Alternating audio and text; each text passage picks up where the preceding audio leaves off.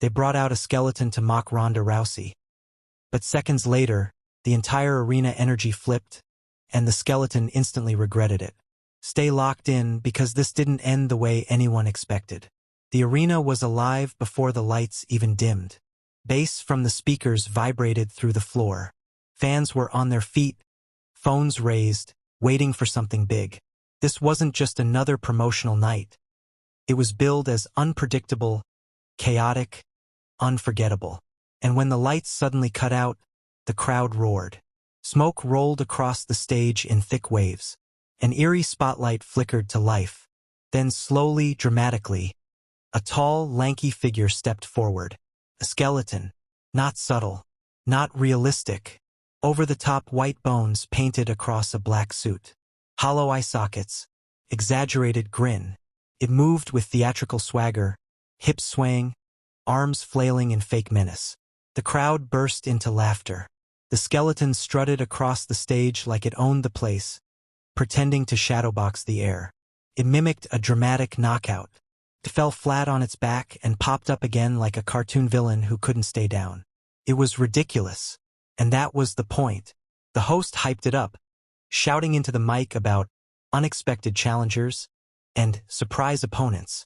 The skeleton flexed dramatically, pointing at the entrance ramp as if daring someone to come out. Then the music hit. Ronda Rousey's theme blasted through the arena. The laughter shifted instantly into cheers. She stepped out under the lights. Calm, grounded, expression steady. No theatrics. No exaggerated movements. Just presence. The skeleton turned slowly, paused, then started clapping mockingly. It pretended to tremble in fake fear, shaking its knees dramatically before wiping imaginary sweat off its skull face. The crowd laughed again, but this time it was mixed, half amused, half unsure. Ronda didn't change expression. She walked forward with the same measured pace, eyes locked straight ahead. The skeleton circled her, exaggerating her stance. It widened its legs awkwardly, threw sloppy fake jabs, pretended to trip over its own feet and collapse at her boots. The joke was clear: reduce the fighter to comedy.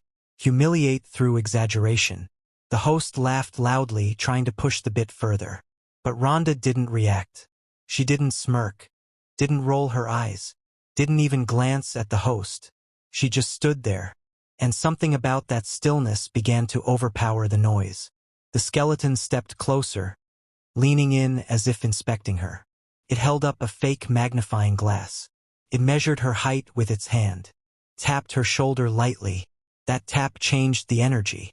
It was small, but personal. The crowd volume dipped. Ronda slowly turned her head toward the skeleton. No ruse, no anger, just a look that said enough without saying anything at all. The skeleton hesitated for a fraction of a second, then overcompensated, jumping back dramatically and pretending to laugh again. But the rhythm was off now. The audience could feel it. Ronda stepped forward. One step. The skeleton instinctively stepped back. The music had faded.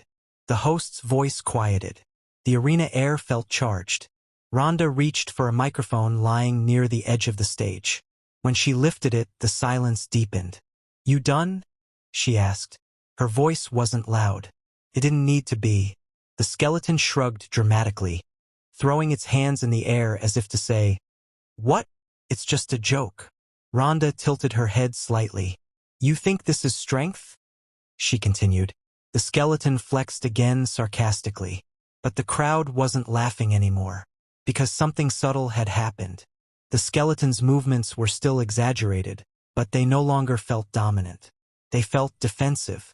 Ronda lowered the mic. Then she did something no one predicted. She stepped into a perfect fighting stance. Not aggressively, not charging, just balanced. Feet planted, hands raised, eyes focused. The difference was immediate. The skeleton tried to mimic her stance again, but now it looked awkward, unstable. The exaggerated limbs made it clumsy. The crowd reacted instantly. A wave of "Oich" rolled through the arena. Ronda pivoted slightly, shifting her weight with effortless precision. The skeleton stumbled, trying to copy it. Laughter exploded, But it wasn't at her anymore. It was at the skeleton. The reversal was happening in real time. The same audience that had laughed at the mockery now laughed at the mocker. Ronda moved one step forward again. The skeleton stepped back faster this time.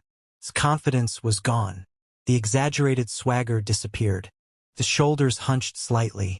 Ronda raised her gloves slowly, not to strike, but to demonstrate control. She rotated her wrist, showing discipline in the smallest movement. The skeleton tried to spin dramatically again.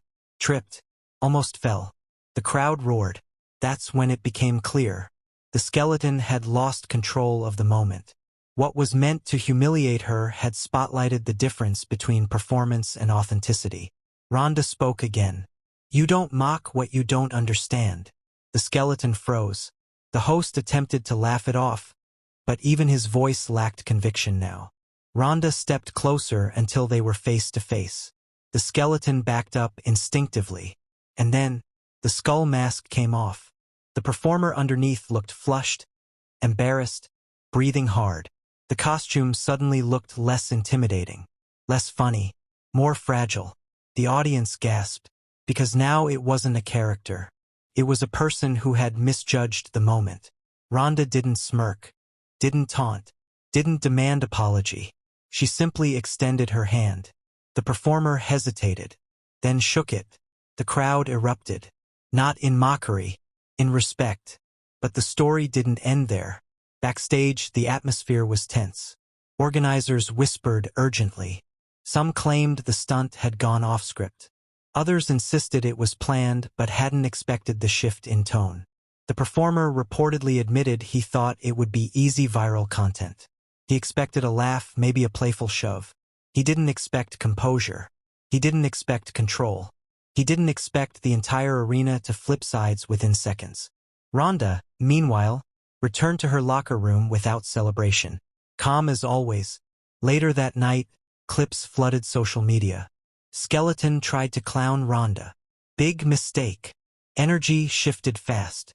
But what fascinated viewers most wasn't confrontation. It was contrast. The skeleton moved loud. Ronda moved quiet. The skeleton exaggerated. Ronda simplified. The skeleton tried to dominate through humor. Ronda dominated through presence. Days later, interviews asked if she had been offended. Her response? "Why would I be?" That line spread even faster than the clip. Because humiliation only works when the target reacts emotionally. She didn't. She absorbed it, redirected it, and let it collapse on its own.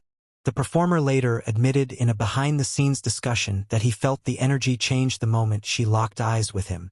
"It felt like the room stopped breathing," he said. He described it later as a pressure wave, not loud, not violent, just heavy. Like all the noise had been sucked out of the arena and replaced with expectation. In that split second, he realized the joke had shifted from playful to personal. And once that line is crossed in front of thousands of people, there's no hiding behind a mask. What he hadn't anticipated was how quickly the crowd would recalibrate. Audiences are unpredictable. They laugh when prompted. They cheer when directed.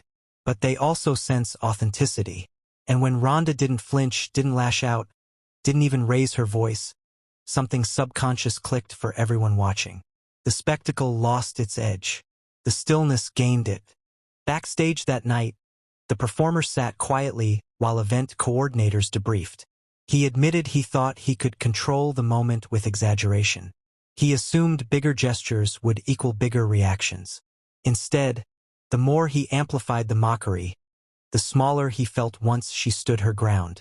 Meanwhile, the clip continued circulating online, but not in the way the organizers had expected.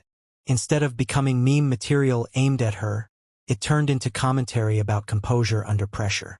Slow-motion edits highlighted the exact second she stepped forward. Analysts dissected body language frame by frame. Some viewers pointed out how the skeleton's shoulders subtly dropped when she entered her stance. Others noticed how the crowd noise dipped before it surged again in her favor. What looked chaotic at first was suddenly being studied like a psychological case study. But here's where it gets interesting. A week later, the same promotion announced another live appearance, and fans were buzzing with one question. Would the skeleton return? Speculation exploded. Some wanted a rematch.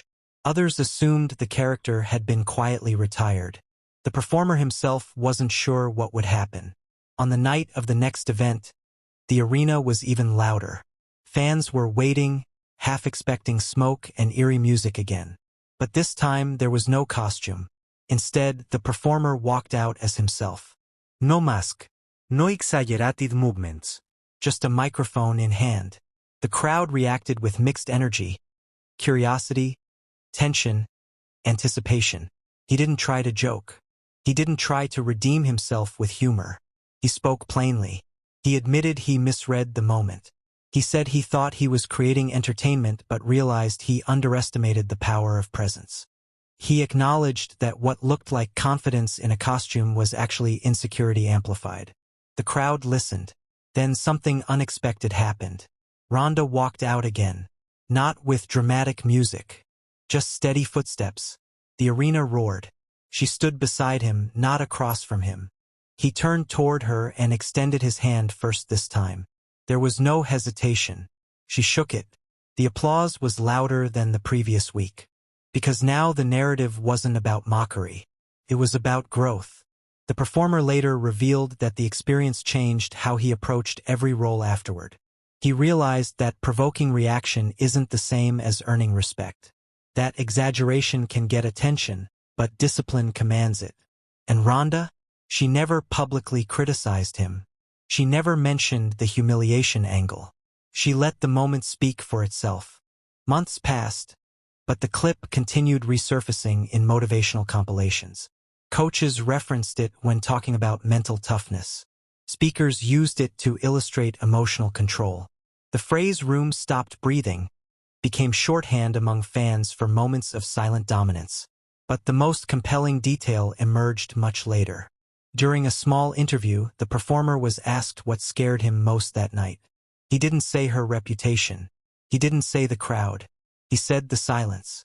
He explained that when someone refuses to match your energy, when they don't react the way you expect, it forces you to confront yourself. There's nowhere to hide. The costume no longer protects you. That's when he knew he had miscalculated. And that realization traveled far beyond that stage. Because humiliation only works when it lands. If it doesn't, it rebounds. What started as a spectacle meant to shrink her presence ended up magnifying it. What was supposed to create viral laughter created viral respect instead. And if you think that was the final ripple effect, there was one more unexpected twist. At a later fan meet and greet, someone showed Ronda a figurine. A tiny skeleton wearing fighting gloves. Instead of dismissing it, she signed it with a smile.